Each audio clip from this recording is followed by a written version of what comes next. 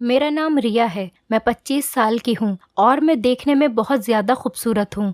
मैं अपने चाचा चाची के साथ अपनी फुफेरी बहन की शादी में गई थी। वहीं एक राजाओं के खानदान के राजा ने अपने छोटे भाई के लिए मुझे पसंद कर लिया। जब ये बात मेरे चाचा चाची ने मेरे माता पिता को बताई तो मेरे माता पिता ने हाँ कर दी और मेरी शादी वहीं कर दी। अब रोज रात को मेरे जेठ मुझे अपने कमरे में बुला लेते। कभी वो मुझे सोने की चेन देते, कभी सोने का हार गिफ्ट कर देते और कभी कभी तो बहुत सारे रुपए पैसे मेरी गोद में डालकर कहते कि ये सब तुम्हारे हैं, जाओ ऐश करो। जब मैं ये बात अपने पति को बताती तो वो मुझ पर गुस्सा हो जाते। आग बबूला होकर वो मुझसे कहते कि तुम मेरे बड़े भाई से दूर रहा करो, लेकिन वो तो मुझे अपनी छोटी बहन की तरह ही समझते थे। इसीलिए मैंने अपने पति की बात पर ध्यान नहीं दिया और मैं रोज़ाना अपने जेठ के कमरे में जाती थी। मेरी छोटी बहन की शादी होने वाली थी। एक दिन उन्होंने मुझसे कहा कि तुम अपनी छोटी बहन को एक रात के लिए मेरे पास ले आओ, मैं उसे भी बहुत सारे गिफ्ट दूंगा। मैंने अपनी बहन को बहाने से बुला लिया और अपने जेठ के कमरे में छोड़ दिया। और जब मैं सुबह अपनी बहन के पास गई तो मेरे सर पर आसमान टूट पड़ा। मेरे जेठ ने मेरी बहन के साथ मेरे जेठ एक राजघराने से ताल्लुक़ रखते थे। मैं दूसरे गांव से शादी होकर इस गांव में आई। जब मैं शादी करके यहाँ पर आई तो मेरे लिए यहाँ का माहौल बहुत ही ज़्यादा अलग था। घर पर मेरे माता पिता बहुत आराम से बात किया करते थे। हमसे भी हमेशा बहुत हल्की आवाज़ से ही बात किया करते थे। लेकिन यहाँ पर तो अगर मेरे जेठ नॉर्मल बात भी करते थे तो ऐसा लगता था कि जैसे डांट रहे हों। मेरी सास, मेरी जेठानी और मेरे पति तीनों ही उनसे बहुत डरते थे और जैसे ही वो हवेली में दाखिल होते थे सब नौकरों पर चिल्लाने लगते थे। जैसे ही वो आते थे तो मेरी सास टीवी भी बंद कर देती थी और पूरे हॉल में जैसे सन्नाटा छा जाता था।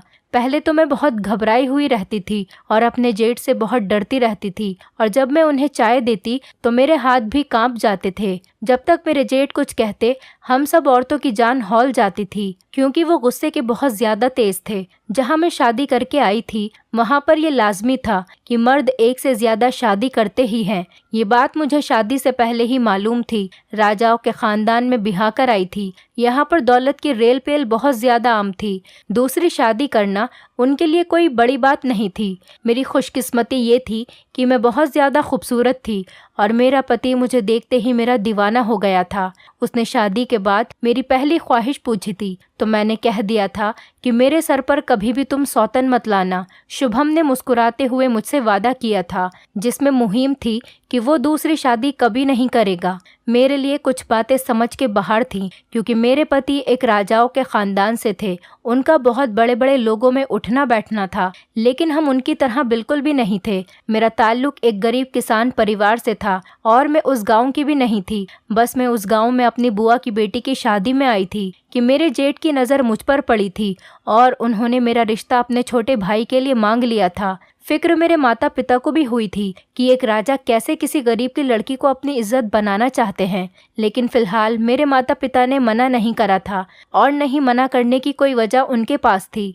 मेरे जेठ ने मुझे बिना दहेज के मांगा था और बदले में मेरे पिता को ज़मीन भी दी थी। मेरे पिताजी बहुत ज़्यादा खुश थे और मैं ये सब कुछ देखकर बहुत हैरान थी कि ये सब क्या हो रहा है कि मैं एक गरीब किसान की लड़की एक राजा की बहू बन जाऊंगी। इसकी वजह शायद ये थी कि मैं देखने में बहुत ज़्यादा ही सुंदर थी। मेरी शादी बहुत धूमधाम से हुई थी और ये सब एक सपना सा लग रहा था क्योंकि ऐसा होता ही नहीं था। इन आसपास के गाँवों में देखा था कि बड़े बड़े ज़मींदार राजा हम जैसे गरीब लड़कियों का इस्तेमाल ज़रूर करते थे, फ़ायदा ज़रूर उठाते थे, पर लेकिन अपने घर की इज्जत नहीं बनाते थे और अगर उन्हें ऐसा करना भी पड़ जाता तो मजबूरन उसकी हैसियत सिर्फ नौकरानी की तरह ही होती थी। लेकिन इन लोगों ने मुझे बहुत इज्जत के साथ अपने घर की बहू बनाया था। मैं जब भी ये बात सोचती थी तो मुझे कोई जवाब नहीं मिलता। खुशकिस्मती समझकर दिल से कबूल कर लिया था। मैंने सोचा दुनिया में अच्छे इंसान भी होते हैं, हर गांव का जमींदार गलत नहीं होता।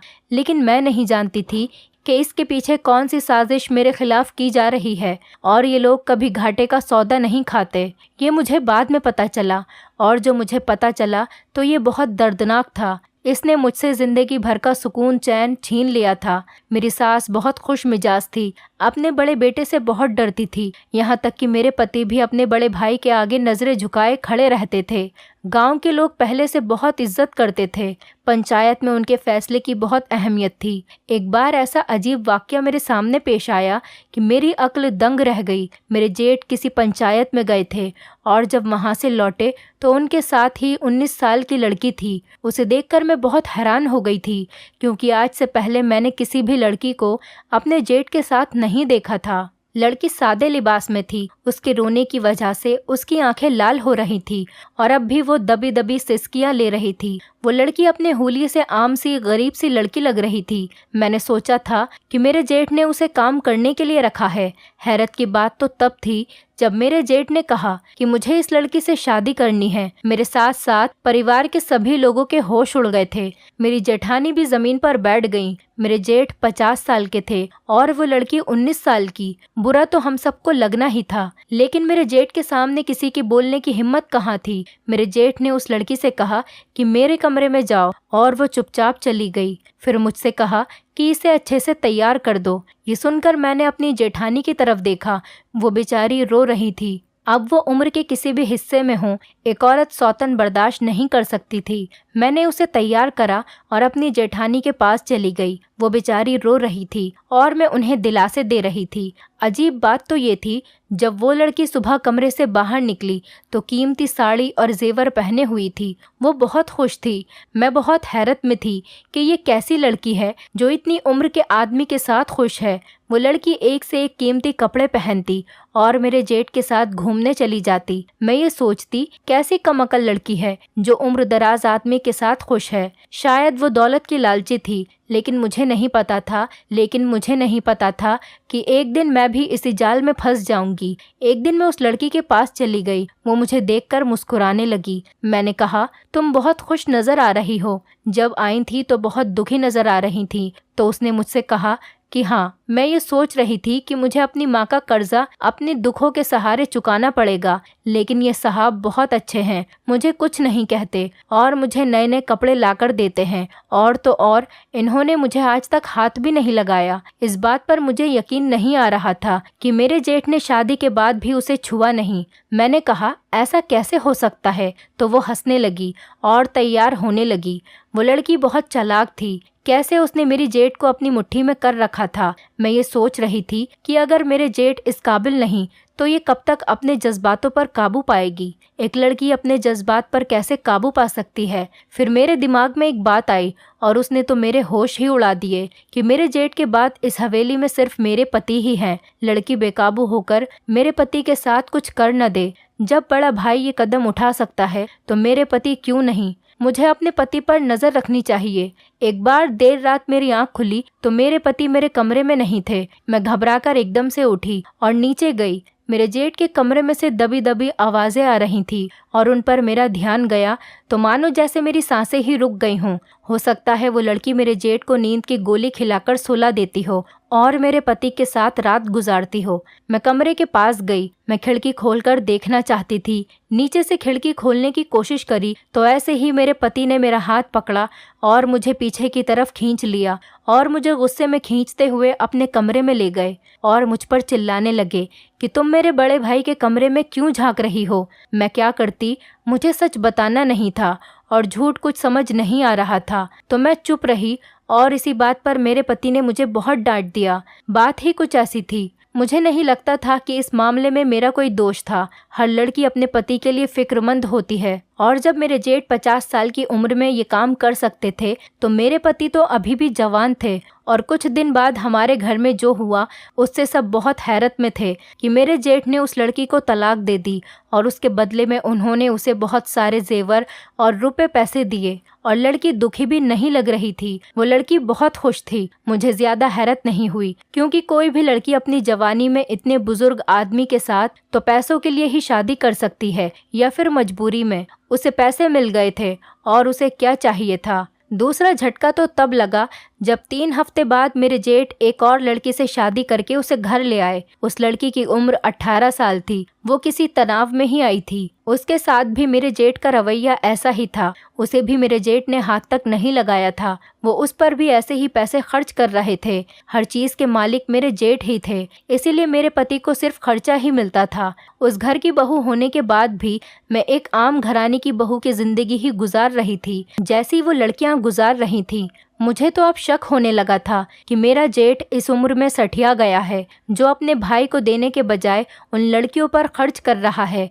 उसको भी उन्होंने तलाक दे दी और उसे भी बहुत रुपया पैसा दिया। मेरे पति ये सब देख रहे थे कि 2 महीने में मेरे जेठ ने लाखों पैसे बर्बाद कर दिए। और फिर मेरे जेठ ने तीसरी बार यही हरकत की तो मेरे पति बोल उठे कि ऐसा ना करो, और उन्होंने बोला कि आप इतना पैसा बर्बाद क्यों कर रहे हो। तो मेरे जेठ ने जवाब दिया कि ये मैंने खुद कमाया है, इसका हक तुम नहीं रखते हो। ये कहकर वो अपनी तीसरी पत्नी को भी अपने कमरे में ले गए। अब तक सारी जायदाद मेरे जेठ के नाम पर ही थी और मेरे पति का खर्चा और भी कम कर दिया। इसीलिए मेरे पति गुस्सा करने के बाद भी खामोश रहे। जब गर्मी का मौसम शुरू हुआ तो मैंने अपने पति से कहा कि मुझे कुछ पैसे दे दो, कपड़े लेकर आने हैं। उन्होंने कहा कि मुझे अभी भाई ने पैसे नहीं दिए हैं, तुम खुद ही जाकर उनसे मांग लो। मैंने सोचा गुस्सा ही ना कर दें। जब मैंने अपने जेठ से कहा तो उन्होंने मुझे 80,000 रुपये दे दिए और कहने लगे कि और ज़रूरत हो तो और मांग लेना। मैं खुश हो गई कि मेरे जेठ तो मुझ पर मेहरबान थे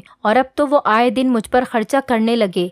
कभी पैसे देते तो कभी सोने की चेन पकड़ा देते। मुझे बहुत अच्छा लग रहा था क्योंकि मैंने अपनी सारी जिंदगी परेशानियों में ही गुजारी थी, लेकिन मुझे नहीं पता था कि एक औरत इन सब की कीमत किस तरह देती है। मैं सोने की चेन लेकर बहुत खुश थी। रात को जब मेरे पति घर पर आए तो मैंने उन्हें चेन दिखाई। वो ये देखकर बहुत परेशान थे और उन्होंने मुझसे कहा कि बड़े भाई से दूर रहा करो। मैं ऐसा सोच भी नहीं सकती, वो मेरे बड़े भाई की ही तरह हैं। जिस तरह मेरे पति ने मुझसे कहा था तो मैं चुप हो गई थी। मेरे जेठ आजकल बहुत खुश थे। मुझे लगा कि अब वो चौथी शादी करके आने वाले हैं। ये मैं सोच भी नहीं पाई थी कि मेरे घर से फ़ोन आ गया कि मेरी बहन का रिश्ता आया है। मैं अपने पति के साथ वहाँ पहुँच गई। मेरी बहन अभी 16 साल की थी। वो भी बहुत खूबसूरत थी। उसका रिश्ता भी बहुत अच्छी जगह से आया था। वो शादी अभी नहीं करना चाहती थी, लेकिन मेरे घर वालों के पास पैसे नहीं थे। मेरी माँ मुझसे कहने लगी कि मैं अपने पति से कुछ पैसे उधार लेकर उन्हें दे दूं,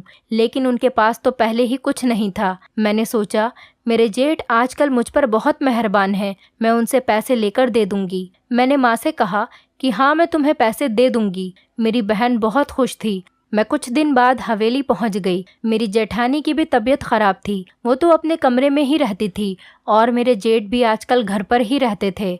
एक दिन मेरे पति भी घर पर नहीं थे तो मैंने सोचा यही मौका है, मैं जाकर जेठ से पैसों की बात कर लूं। मैं उनके कमरे में गई। मैंने दरवाज़ा बजाया। अंदर से आवाज़ आई, कौन है? मैंने कहा मैं हूँ। तो उन्होंने कहा कि आ जाओ। मेरे जेठ लाखों रुपए टेबल पर रखकर हिसाब कर रहे थे। मैंने सोचा कितने पैसे मेरे जेठ के पास हैं, अगर 2-3 लाख मेरी बहन को दे देंगे तो उन्हें क्या फ़र्क पड़ेगा। उन्होंने पूछा कि क्या बात है। मैं मासूम चेहरे से कहने लगी कि मुझे कुछ पैसों की ज़रूरत है, आप अगर 2 लाख रुपए दे दें तो मेरी बहन की शादी हो जाएगी। उन्होंने कहा मदद तो मैं कर दूंगा, लेकिन मेरे भी कुछ उसूल हैं। अगर तुम अपनी बहन की शादी मुझसे करा दो तो मैं उसे बहुत सारे पैसे दूंगा। मैंने पहले भी ऐसी बहुत सी लड़कियों की मदद करी है।